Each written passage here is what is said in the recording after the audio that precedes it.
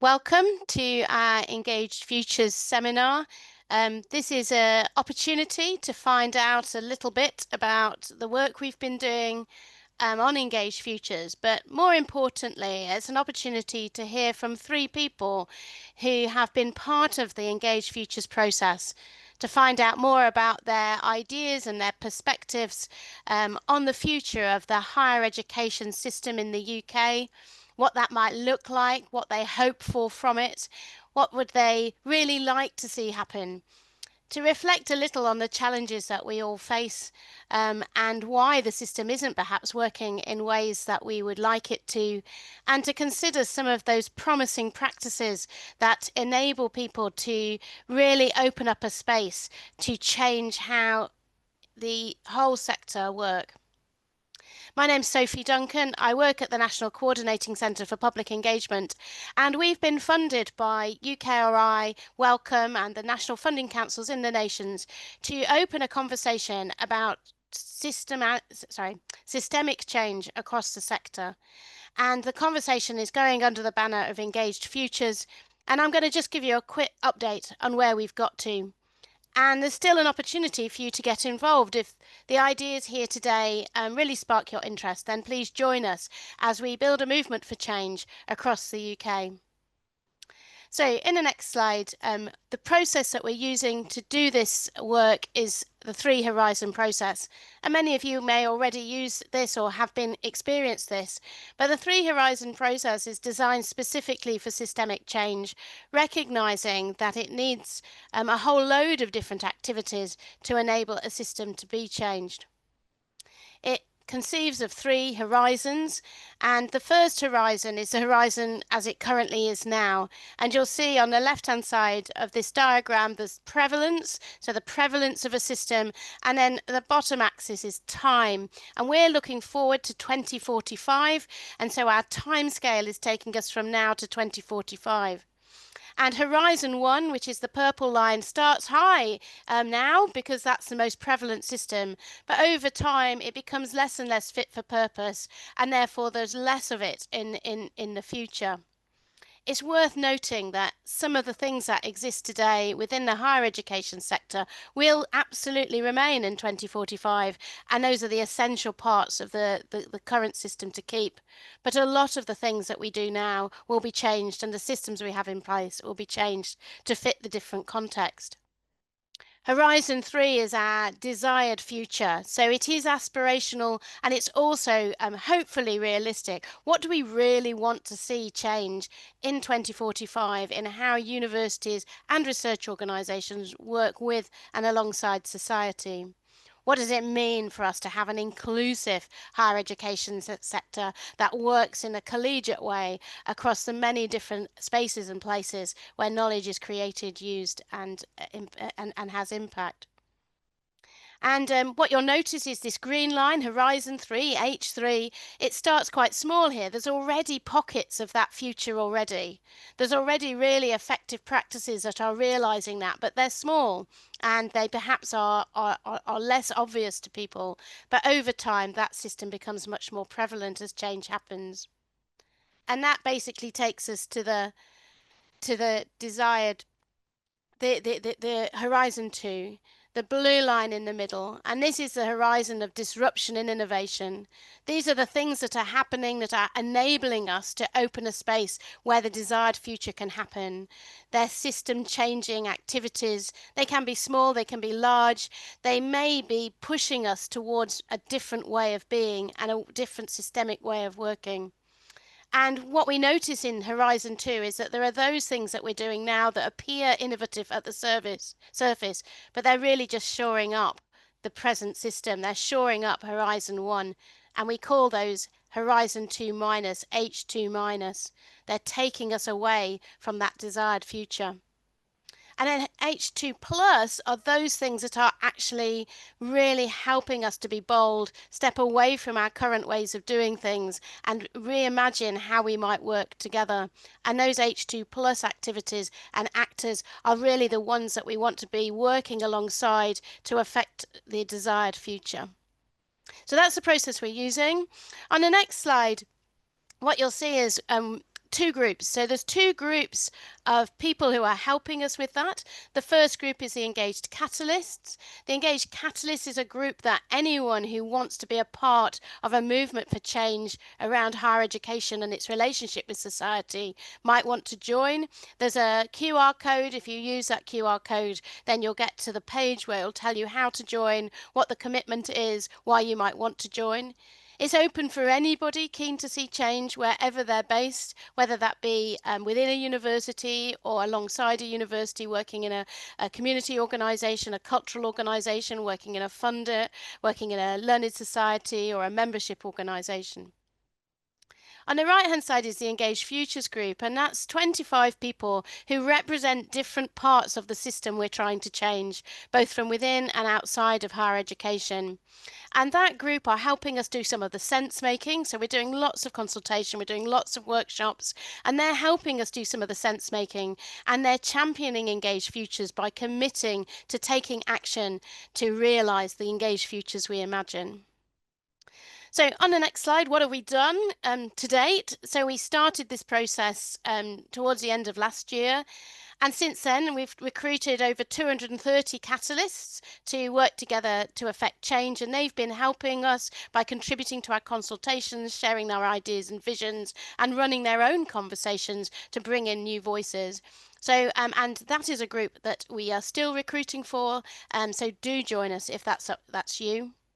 We've supported 13 Catalyst conversations, so we've had 13 of our Catalysts have run events and with people who perhaps whose voices we hadn't heard from, who have different perspectives on what they want or need from a revised higher education sector.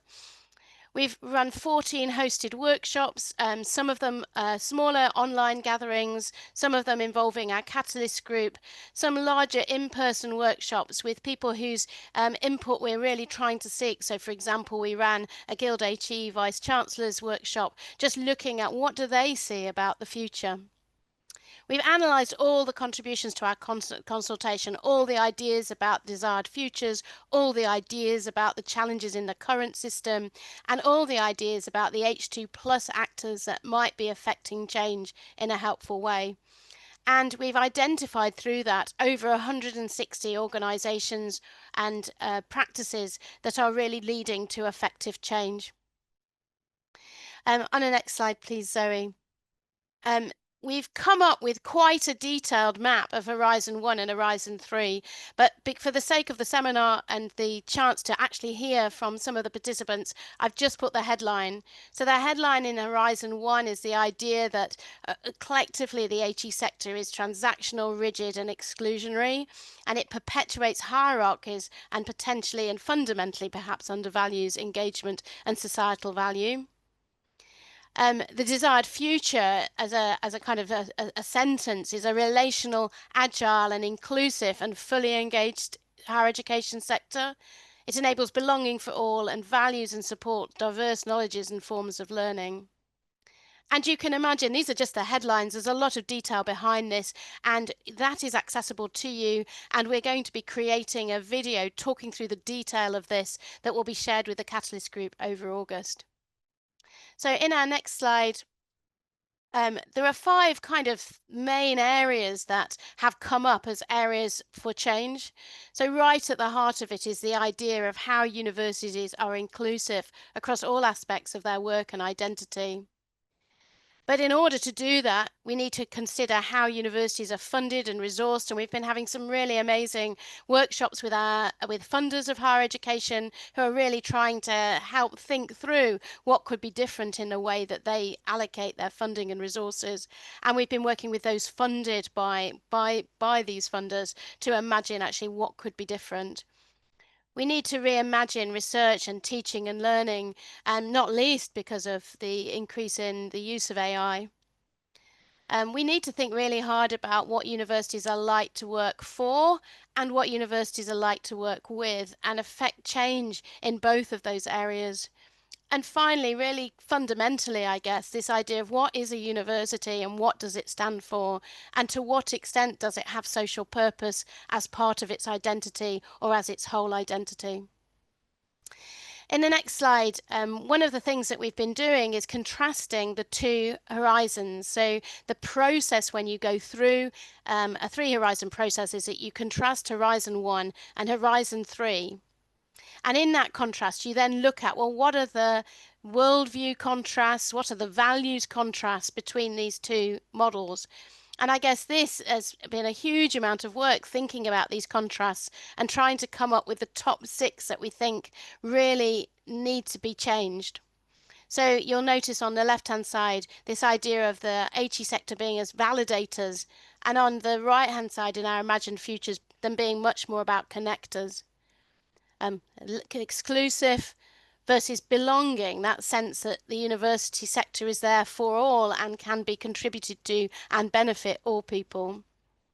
Transactional rather than relational, competitive rather than collaborative. And I think that sense of perhaps there being too much emphasis on competition and not enough on collaborative ways of working. Canonical rather than interdisciplinary and integrative. And then finally, this idea of being a tanker, which is difficult to change, moving towards being more a flotilla, which is more agile and flexible, where boats are working together in a flotilla and being able to go to different places and then join together and reconvene. And on the next slide, and what we've tried to say is that what we're not saying is that everything has to be fully on the right-hand side of this graph, but actually we need, at the moment we're far too on the left-hand side, and although there are pockets of practice that perhaps are taking us towards the right-hand side, actually they're really small and they're not having the agency for systemic change that we need them to have. And this is why we need to find a way of working differently together. So that's where we've got to.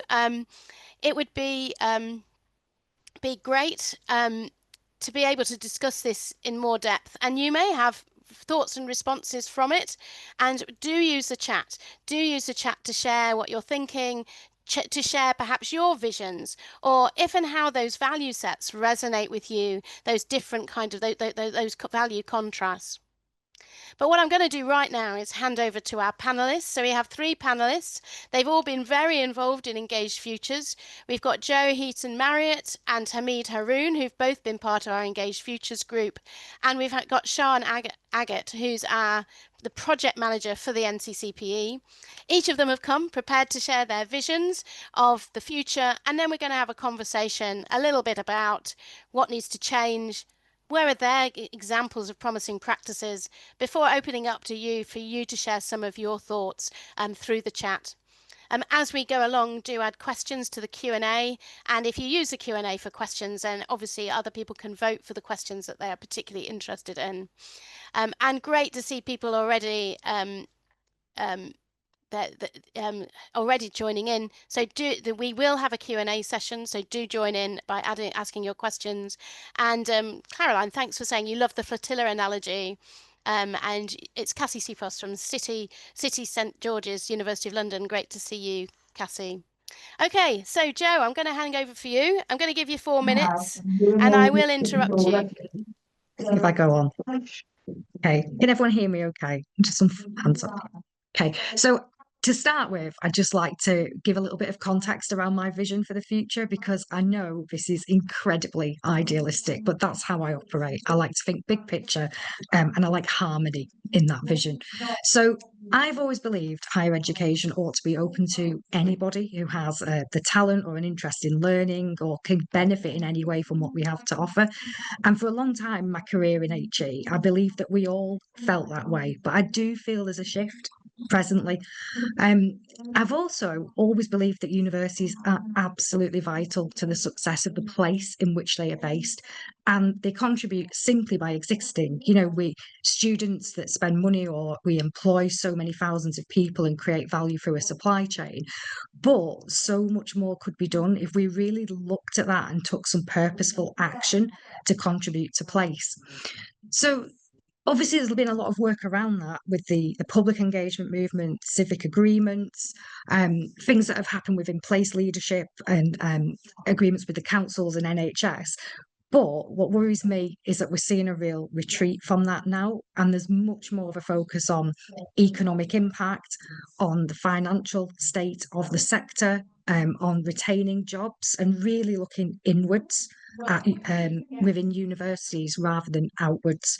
So that piece of context, just to set in how I've positioned my vision for the future.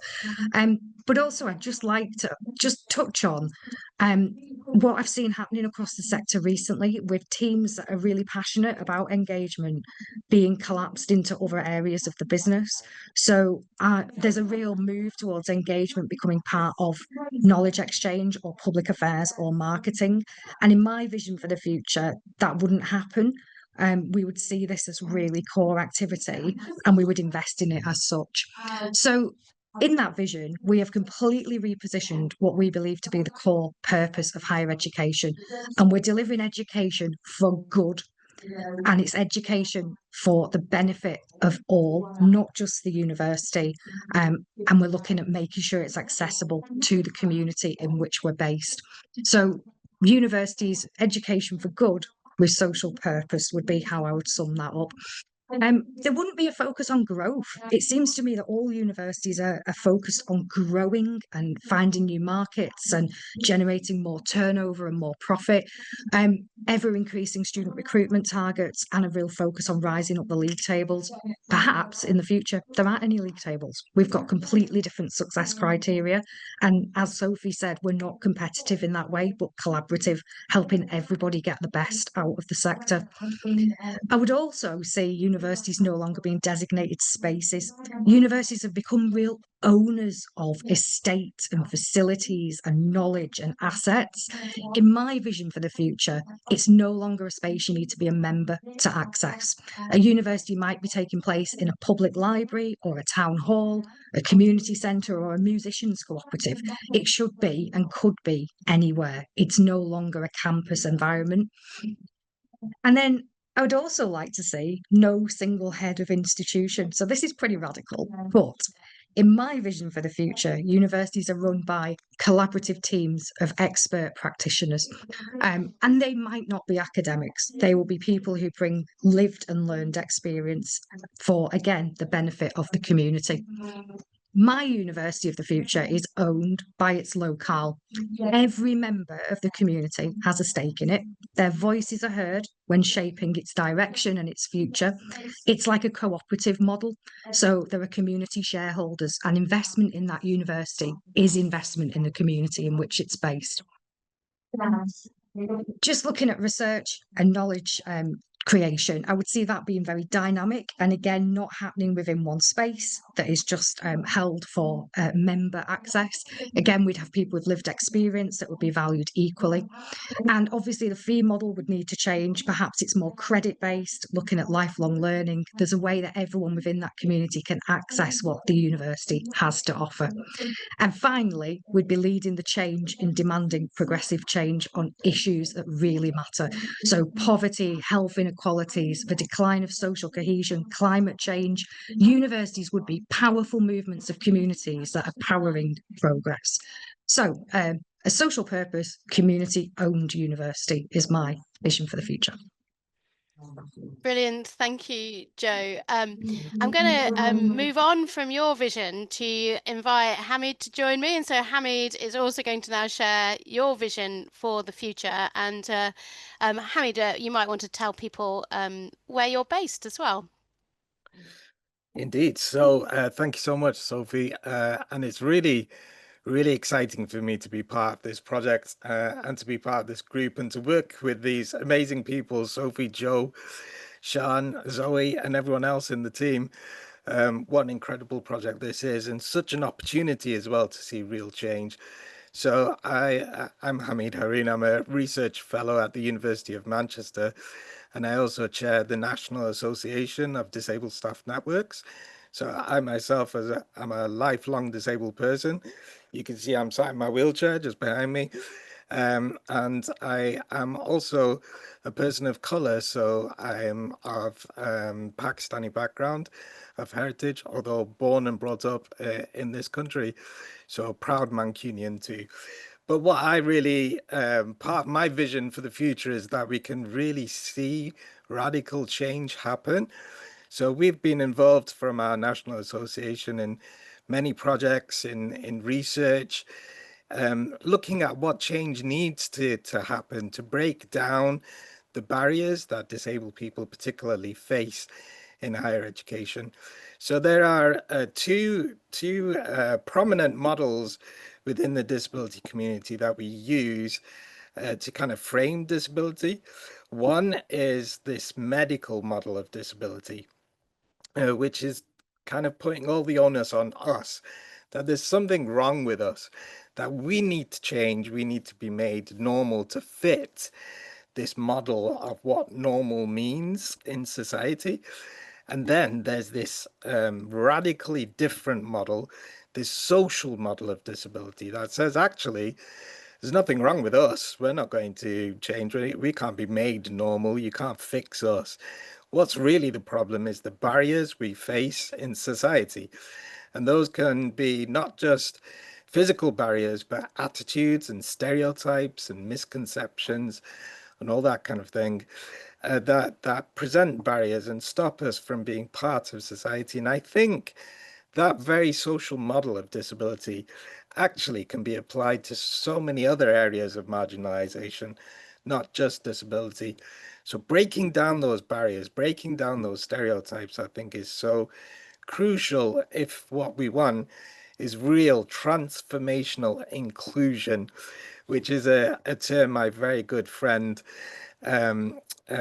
Tanvir Bush came up with, which is that we want to see real inclusion, so where people are actually invited into the space of universities and are welcomed with all their differences and their diversity. So, as I said at the beginning, radical change is what I want to see. Actions speak louder than words. So I'm really excited that we have UKRI, Research England, Wellcome Trust and others involved in this project within the group that we sit in, because I think that means that something might change and that we will see progress towards to the visions that we want to see. I want universities to go back to their roots of being communities and places of excitement, of unrestricted learning, of debate, of discovery, of innovation, which is what they should be. Bringing these new thoughts and ideas together, constantly being radical, pushing those boundaries always, and being an active part of society, paying back to society, bringing to society value and knowledge, and really the kind of esteem and kind of distinguished stuff that goes on in universities. Actually, we should be bringing that out of universities and into the communities that we should be serving and connecting with. And yes, oh, I can see Sophie, so I'm kind of out of time. But yeah, real inclusion. So inclusion not just being about, sorry, I should say that differently. The future being about inclusion and access, accessibility and inclusion for everybody. But those two things are not the same thing. You can put a ramp on a building to make it accessible for a wheelchair user, for example. But the building I use every day in my working life, the ramp I go through is at the side of the building. My door is different to everybody else's door who goes into the building. So what I want to see is inclusion, that ramp should be on the front of the building to use the same door everybody else goes into the building in. That's inclusion, and that's what I hope for the future. Thank you, Sophie. Brilliant. Thank you, Hamid. And I'm now going to invite Sian to join me. And Sian is my colleague at the NCCPE and has been project managing the Engaged Futures project, but also contributing her own thoughts and ideas about the future. So Sian, over to you. Yeah, thank you. Hard acts to follow. Thank you so much, Jo and Hamid.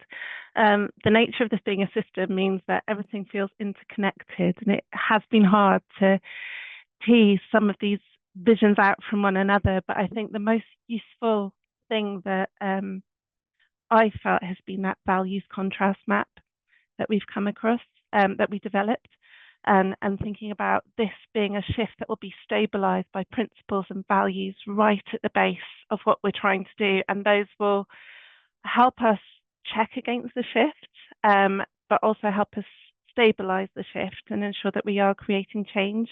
And I think a fundamental contrast between the first set of values around transaction and it being competitive, and an oil tanker, is that it benefits people, it benefits the few, and it benefits their individual careers, and it benefits their pockets, towards something which benefits the many and listens to the many and involves the many and is driven by the many. And I think that is fundamental to the visions that everybody has brought, that has been involved in the Catalyst group or the Engaged Futures group. And it's just been wonderful to see such an energy and such appetite and interest, and to be amongst a big movement and push in the same direction instead of feeling like you're pushing against the grain, which is what I imagine a lot of people feel like within their roles and their everyday lives.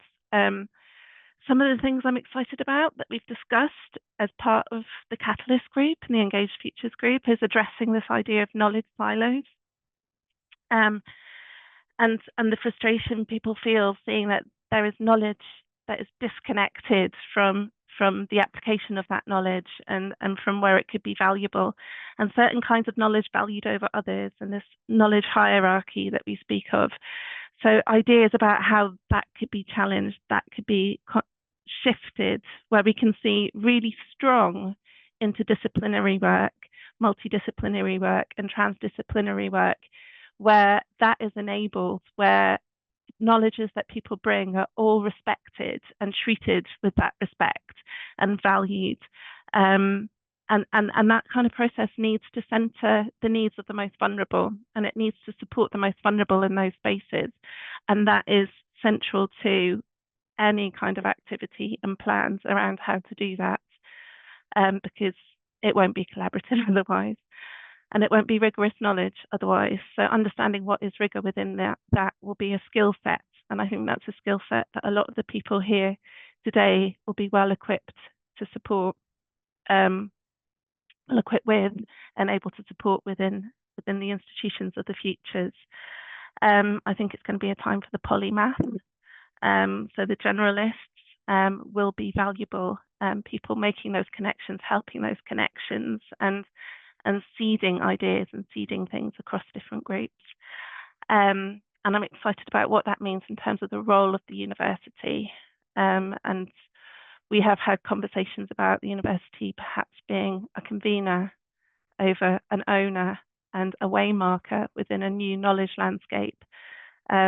And I'll just leave you with an idea that really resonated with me, that came up in one of the Engaged Futures meetings, which was about a Glastonbury festival of knowledge, and thinking about universities as though it's that sort of festival atmosphere where there are different tents and you can meander between tents, you can bump into people at a food stand, you can think about what matters with the space and inspiration around you that can enable you to do that without time pressure and financial pressure, and really think about how to understand what is needed and how to address what is really needed in collaborative ways.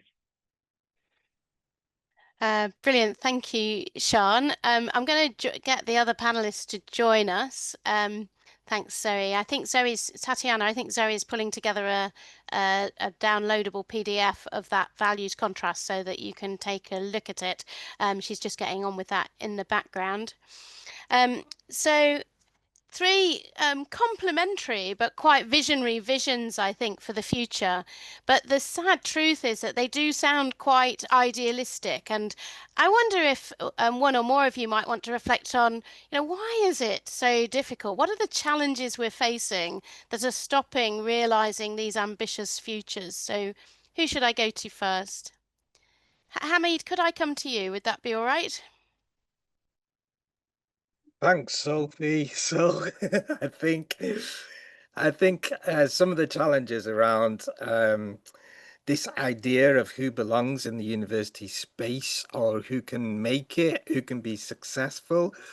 This whole idea of like this model of who can be, for example, for academics, who can be this like ideal academic, that they should be male, they should be white, they should be able to go to every conference, they shouldn't have any caring responsibilities, they have no problems with their bodies, they can go, you know, they don't need to go to the toilet, for example, all those kind of things that we're working with. A model that we are made to fit into, but a lot of the time that model breaks us. And what we need to do is to break down that model. It feels a lot of the time, Sophie, like marginalized people, disabled people, people of color, other backgrounds, that we're constantly under pressure to prove our worth in the system that there is, and that needs to change for a start if we want to get anywhere. So yeah, those are some thoughts from me. No. Yeah, thanks, Hamid. And I think that sense of, you know, having to prove your worth, and it was kind of reminding me of what Sean, you were saying about not benefits for the few, but benefits for the many, a more collective approach. So, and maybe you'd like to reflect a little on why we're not able to work in that way. I think people are. There are pockets of this work, but people are doing it against the grain, and it's the systems that just aren't set up to support that kind of work. I think there's something about the size of universities and how they've evolved over so long that whilst there may be, I mean, there's overwhelming appetite for change, it's undeniable, but there are systems and structures and processes that really just need to be sensitively dismantled and rebuilt and supported. So I think there's an infrastructural aspect to it. There's a power aspect to it, obviously. Change is difficult, and change may mean that some people feel disenfranchised. Hopefully we'll find a way of illustrating that it's not about disenfranchising them. It's about creating new approaches, and that there is a stake for everybody within what we create. Mm-hmm. Thanks, Sean. It was reminding me, so the process that we're undertaking at the moment is supported by two academics from the University of York, Jan Faze and Sam, Sean, his name's just leaked out of my head. Buckton, thank you. And they've been supporting us to think about it. And they were talking about how does systemic change happen, and how you do need to stabilize things while you're affecting the change. That it's no good just trying to make radical change without thinking about how do you stabilize that. And I think, Sean, your points really resonated with me for that. So Jo, you also had a really visionary future. What do you think's holding us back, and what do we need to really change to address that? I would come back to success metrics and KPIs. And I think, you know, certainly my perspective, having sat on a university exec team, is that we were quite short-termist in what we saw as being success. You had an annual plan, you had KPIs to deliver in year. Those KPIs were very driven by league tables and by the kind of success metrics that we would report in our financial reports. Whereas something like really embedded community engagement takes a really long time. Relationships take a long time, and there is no simple metric for this relationship is going well. So I think until we're able to just accept that the value that comes back from something like that perhaps doesn't have a pound sign in front of it, or doesn't affect a particular league table driver, you know, that value is something that's much more felt. It's part of a lived experience piece. It's about how it feels to be part of that university, of that community, that it feels better. Unless we can find a way to measure better, I don't think we'll get there.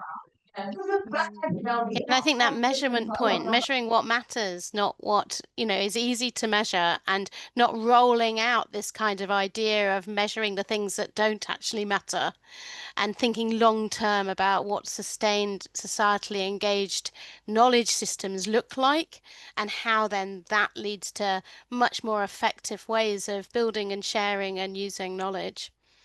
Yeah, and Rebecca's saying, if you want to go fast, go alone, but if you want to go far, go together. And one of the things we've been looking at in the funder space is, well, what does it mean to invest in a system to enable that long-term work, to enable that going far together, and other reflections. Tatiana saying, thanks for raising the question of who belongs in academia, a key point for reflection, in particular seeing the huge numbers of doctoral candidates wishing to become academics, being sold a dream and facing a disconnect between that aspiration and the reality they experience with the increasing small number of posts and precarious work.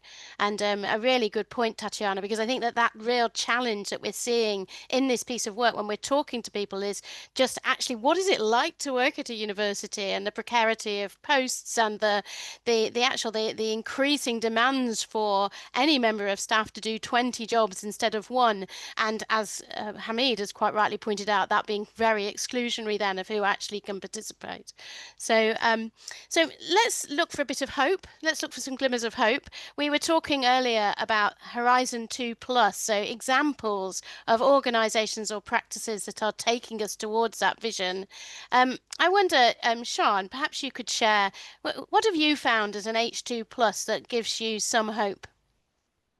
Well, there's us at NCCPE. I think my role at NCCPE has been the first time I have not felt like a free radical pushing against the grain, that I'm with people who genuinely want to see this shift, and that's exemplified in all the different aspects of NCCPE's work, such as your work with universities and the Watermark Award, which accredits engagement work, or the Manifesto for Engagement, or the Three Horizons work. And I think coming back to what Jo mentioned about measure and understanding what quality looks like, I love the Hidden Ref and the work that they've done, thinking about valuing all kinds of research outputs, even the non-traditional ones, and creating a research culture in which everyone that's involved in research is celebrated and recognised and valued. And that work they've been going for a number of years now, and Research England is now a funder of them and is interested in the conversations that they've been having and wants to inform the actual ref with some of the work that the Hidden Ref team have been doing. Do you want to tell us just a tiny bit more about the Hidden Ref, just because not everybody will be aware of it, although they're increasingly, I think, known by people who work in the higher education sector in the UK? I think it's a grassroots movement. They were born from frustration that certain kinds of output and understanding weren't recognised in the original, I think 2021 ref, and that there were various kinds of research activity and research outputs that are really vital to the work of a university and in generating what were being measured as outputs. And they have a festival, and I think the festival this year is going to be in October in Birmingham, where they celebrate the entries that are entered into a competition which they run, which is for those people who are contributing to research who perhaps have been invisible in the ref to date, and some of those outputs. Brilliant. Thank you, Sean.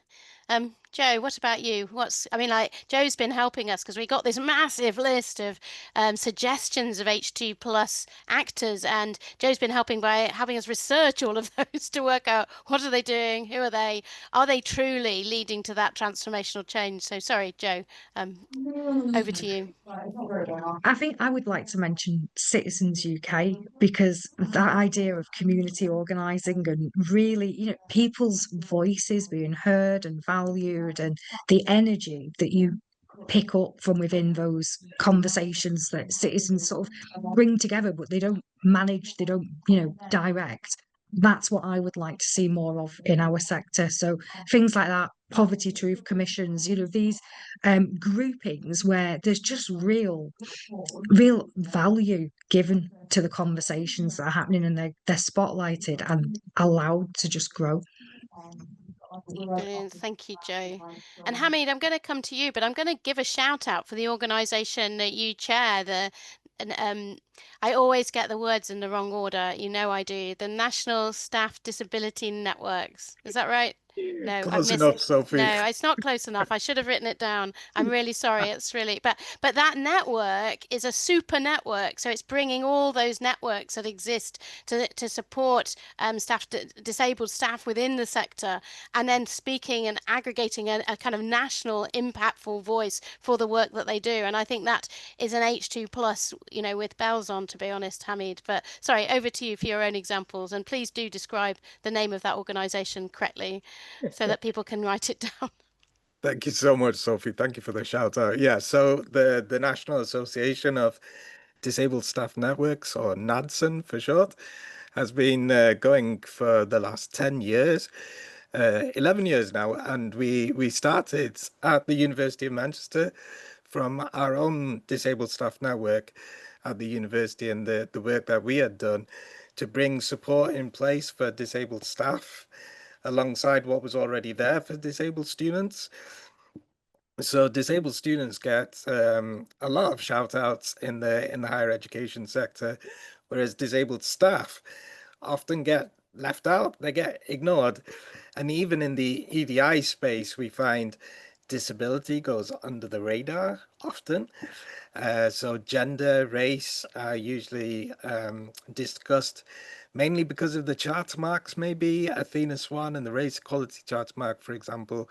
But disability doesn't have that kind of parity, even in the equality, diversity, and inclusion space, which is pretty weird, actually. So we're doing everything we can to raise our voices, to make sure that we are represented, to make sure that our slogan, which is "Nothing about us without us," is lived, and we're there front and center in everything that affects us, and frankly, that's everything. So making sure our voice is there, and that we connect with our sister organizations. So people like, for instance, the Women in Academia Support Network, WISEN, for example, the LGBT Network of Networks, which is another super network in HE, and other such sister organizations to work with them. But we do need to make better connections to others too, who are on that H2 plus journey, and working with each other together to kind of push those frontiers. There's a lot of great work going on within our national association around transformational inclusion within STEM, for example, for disabled people, and us creating our own framework that's kind of akin to Athena Swan and the Race Equality Charts Mark, but around disability and our experiences as disabled staff in the sector. So there's a lot of work going on there, which, yeah, hopefully people can keep their eyes out for, and I will put the link in the chat to our network. Thank you, Sophie. Brilliant. Thanks, Hamid. We are going to take questions from participants, so do add them. Why not add them to the chat? I think that would be a really easy way of people sharing their questions. And I'm going to start with Heather. So Heather says, I love these visions. So clearly you've struck a chord with the visions that you've shared, but how can we be best equipped as supporters to get buy-in for these visions when we are under so much pressure within institutions? So, you know, at this current time, these visions perhaps are landing on deaf ears. So I wonder, who shall I come to for that? I think, Hamid, you're adding your network, so I'm going to come to Joe first. I think it's got to be strength in numbers, Sophie. So, you know, being part of the conversations we've had at Engaged Futures, it's actually really motivated me. It's reinvigorated my sense that we can make a change, because there are change makers right across higher education in every university and all of these fantastic organisations that we've mentioned. And I think just harnessing that energy and making sure that we amplify each other's voices. We can push for change together. It's not something you have to do on your own within your own organisation. I think adding to that is the next phase of this project is quite a grand title of setting up domains of action, with the idea that you bring together a coalition of the willing to align their work in a really intentional way to affect change. And part of that might be developing resources for individuals to have these very difficult conversations within their organizations. Hamid, let me come to you. So we're thinking about the question that Heather asked about how can we be best equipped as supporters to get buy-in for these visions when we're under so much pressure within institutions?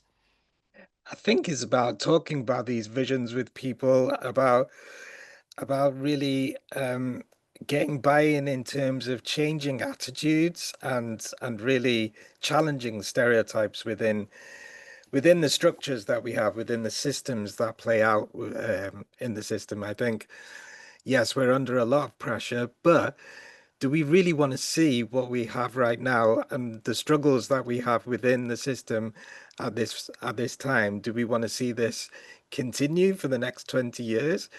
Do we want to have our future generations, have a university sector under so much pressure that you can't create change like it is, or we feel that it could be right now? I don't think so. So I think this is a time to really make change. I think under this pressure, under kind of, it feels like things are kind of breaking a bit, there are, just like in a roof that's about to collapse, you can see the lines coming in. So this is a time to make change so we can stop our house from falling, if you like, but make a better house. So instead of something that's 2-story, we make a bungalow so everybody can exist together. Brilliant. Thank you, Hamid. Shan?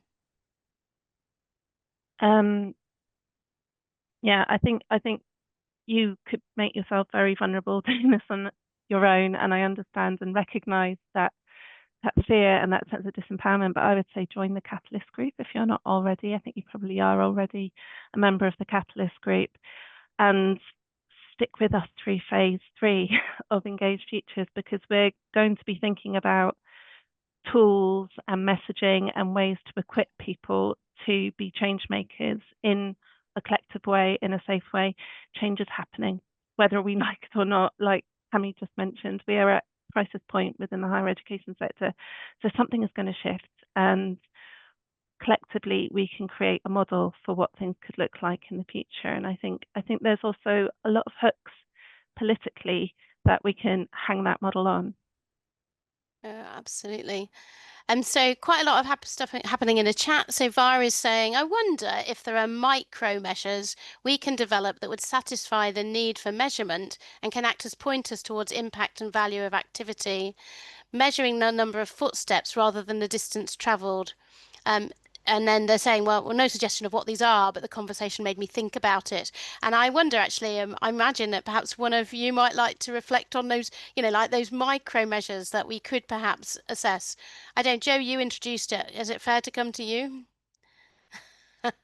You can do. So I've looked at things like social return on investment and also creating frameworks that look at the different types of activity across the university. So, money spent locally and access to facilities, and really valuing those within a report that's looked at the governance level. So I think that there are things you can do within your own institution and within your own agency.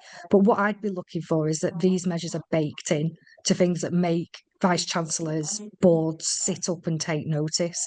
So there's obviously movement within the ref to do more of that, but what else can be done that will actually be progressive and not just, I think, perhaps bake in the problems we already have. So one thing that stands out for me is new league tables that look at impact, but I think in some ways driving a bit of a box tick around what that impact might look like. So I think it needs to be something we create ourselves, but we need backers at funders at the highest level, people who can make sure that those those frameworks, those metrics, those micro movements are valued. Thank you. That's really helpful. I'm going to move down the chat a little. People have been sharing some really good examples of projects and initiatives, but I'm going to go to Kelly's comment because it ends with a question, which I think is a really challenging question and really does speak to that idea of how, you know, being an agent for change can make you very vulnerable. And Kelly writes, that's a great insight, Hamid, about collective power. Having been the co-founder of Women in Academia and previous NADSN steering group member, unfortunately, I was fighting on too many fronts. It led to burnout when being made redundant and impacted my ability to be radical in my volunteering. My question is, what action can be taken to build on collective power? It's a really tough question. And Hamid, I'm going to roll that tough question to you, although you're looking slightly concerned. Do you mind me starting with you? I'll give it a shot. Maybe I think what we need are our allies on side, our people in power to be on board and to fight this fight with us, not for us, but with us, because this burnout is so real, and much of the time for marginalized people particularly, much of the burden is on us to fight our own fight and to kind of take it all the way and to speak for ourselves. And it can be exhausting. It can be really exhausting. Like I said, we're constantly under pressure to prove our own worth. And somebody said to be grateful as well for that, for our place. Absolutely right there. So I think Kelly's point is such a strong one. I think having people in power, having allies on board is crucial. Yeah, and being part of these networks, I think these big communities can be helpful too. So yeah, big love to you, Kelly. Thank you for your question. Thanks, Hamid. And Tatiana's, I think, agreeing with you, saying, in my experience, when funders speak, senior university leaders listen and change happens. And I think, Tatiana, that's one of the, I mean, you know, there's always jeopardy around any change process. Of course there is. But one of the benefits of this process is that we have both the catalysts who are absolutely fundamentally informing what change needs to happen and are mobilizing that change, but also the Engaged Futures group, which has some of the funders involved, some of the others who are perhaps wouldn't join a catalyst group, although potentially they should, but actually are in positions to really affect systemic change from their influence on the system, and capturing their hearts and minds and reflecting their preoccupations in whatever we plan to do, hopefully will mean it will have a little bit more attraction. Joe or Sian, do either of you want to speak to Kelly's point about building collective power? Sian, would you like to? Only that I need to be a better ally. And it's just dawned on me, Hamid, perhaps too late, that I need to connect and join these networks and actually be there as an ally, perhaps not recognize them as spaces for others, but recognize them as spaces for action and change, and that's a place for me to be. Brilliant, thank you. I'm going to move us on, and I'm going to ask those of you who are listening, we're coming towards the end, and in a moment I'm going to go back to my panel to reflect on what hope do they have from this Engaged Futures work? What do they hope to see from it? What do they hope will change because of it? But I'm going to ask that question for you, and I'm just going to give you a minute just to reflect. And if you're willing to share, what hope might you have from this process? And pop it in chat. We'll share some of those hopes, and then we'll go to the panel to hear their hopes. So I'm just going to give you a minute to reflect on that. So lovely that some of you are able to join in. Ruby saying, focusing on the small micro acts that are happening and putting emphasis on these to inspire change, hope and action. Anna saying, a boost of creativity and imagination. Fiery, I hope that there can be concrete actions involved from this. I absolutely echo that. I hope, Fiery, that's the whole point of this process. So we do really need to make sure that it does lead to change and not just some inspiring visions that then are not realised. Esther, to be practical and not theoretical, focusing on action and not just the talks. Absolutely, Esther, really important, isn't it, that we're actually affecting change. Tatiana, I hope marginalised communities do not need to shrink to belong to academia, and that senior leaders recognise the satisfaction and financial rewards that diversity brings to higher education. Brilliant. Thank you, Tatiana. Victoria, interconnectedness of issues discussed today can pave the way for radical and inclusive change in higher education. Oh yeah, I think that these hopes really reflect why we started trying to do this process. And Kajal, a strong and relevant media campaign which draws parallels to conversations happening in popular culture. Oh, absolutely, and the context is so challenging around this work. Yeah, absolutely. Thank you.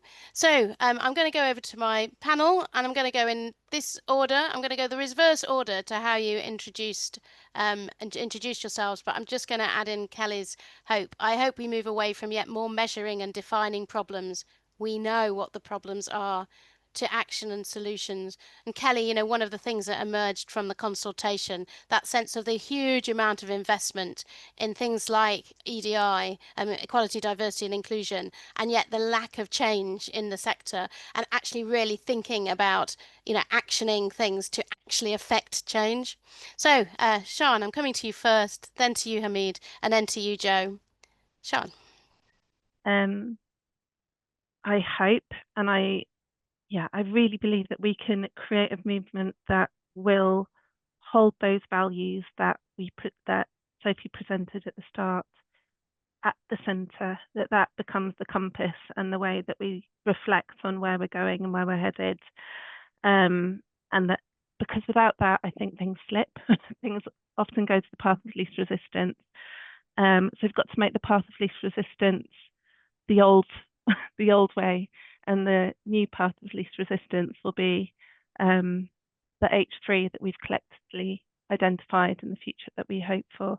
And I would like us to get there with minimal pain and minimal sacrifice to individuals. I think creating this as a collective movement is exciting. The fact that we're going to be working with organisations who are already pushing in this direction and finding ways to enable them to galvanise what they're doing and bring their organisations alongside others and align work that's already happening is really exciting. And hopefully we'll create new H2 plus actors within that space by modelling what can be done. Thanks, Sian. We've tight on time, Hamid and Joe. Sorry, I haven't given you enough time to properly reflect, but just a quick thought about what you hope. So to have real radical changes, as people have said, and for that to be transformationally inclusive as well, because as people have said, actions speak much louder than words can. And if we see this momentum right now, if we take hold of this momentum from all of these people involved in this particular project, the funders, get the learning societies on boards and professional associations, get everybody on board with this, I think we can make change.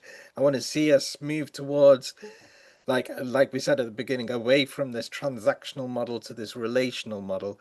I think it's so important, and making sure universities are at the center of enriching lives and bringing opportunities to develop and for people to thrive, and that should be opened up to everyone. And the value of inclusion is really understood. Thank you. Thanks, Hamid. Joe. I just hope we continue having these honest conversations and more people join us.